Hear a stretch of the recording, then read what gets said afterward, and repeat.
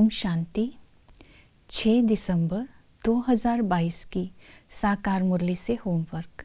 आज की मुरली से हम लक्ष्य लेंगे माँ बाप मिसल बेहद का वर्षा लेने का पुरुषार्थ करना है।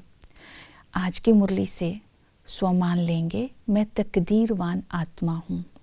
तकदीरवान आत्मा अर्थात स्वयं परमात्मा मुझ आत्मा की तकदीर में अलौकिकता की शक्ति भरकर मुझे संपूर्ण बना रहे हैं। रूहानियत की शक्ति से अपने आप को देखें, बाबा भरपूर कर रहा है और संपूर्णता का स्वरूप बार बार इमर्ज करेंगे। आज की मुरली से चिंतन लेंगे, संकल्पों की सिद्धि कैसे हो सकती है, इसके लिए क्या पुरुषार्थ करना है। और पुरुषार्थ करेंगे बेहद का वर्षा लेने के लिए जो विधि आज बाबा ने बताई है उस पर अटेंशन देंगे। बेहद का वर्षा अर्थात राजाई में लक्ष्मी नारायण समान बनना। तो इसके लिए आज बाबा ने कहा संपूर्ण निर्विकारी बनना है। बाबा ने इसके लिए विधि बताई कि हम निर्विकारी बनेंगे तो ही देवता बन सकेंगे। और बाबा ने कहा पावन बनने के लिए ज्ञान की आवश्यकता है। तो आज बाबा ने हमें सृष्टि चक्र का ज्ञान दिया। तो आज सारा दिन स्वदर्शन चक्र फिराते रहेंगे। जब स्वयं के सत्य स्वरूप का दर्शन करते रहेंगे तो आत्मा पावन बनती जाएगी। दूसरी विधि पावन बनने की बाबा ने बताई, योग बल से आत्मा को सतो प्रधान बनाना है। योग बल के लिए आज बाबा ने जो विधि बताई है कि पहले देह अभिमान को छोड़ो, अपने को आत्मा समझ बाप को याद करो। तो बाप की याद भी तभी रह सकती है अगर यथार्थ परिचय होगा।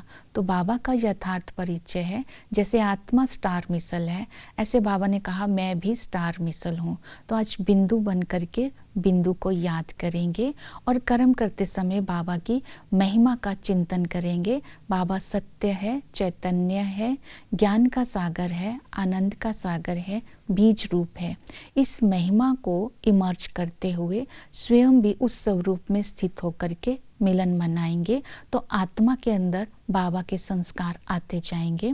और लक्ष्य को स्मृति में रखना है कि इस समय बाबा कह रहे हैं कि तुम्हें इस अंतिम जन्म में मनुष्य से देवता बनना है, तो पावन बनने का पुरुषार्थ करो।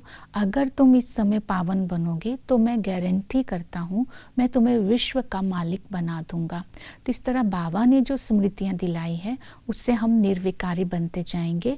दूसरी विधि बताई है अचल अडोल स्थिति। अचल स्थिति हमारी तभी बन सकती है अगर हम ज्ञान को स्मृति में रखते हैं, क्योंकि बाबा ने हमें त्रिनेत्री बनाया, ज्ञान का तीसरा नेत्र दिया और आत्मा की बुद्धि का ताला खोल दिया। अभी हमें ज्ञान है सृष्टि चक्र कैसे फिरता है, मुक्ति जीवन मुक्ति क्या है, रचना और रचता का ज्ञान बाबा ने दिया।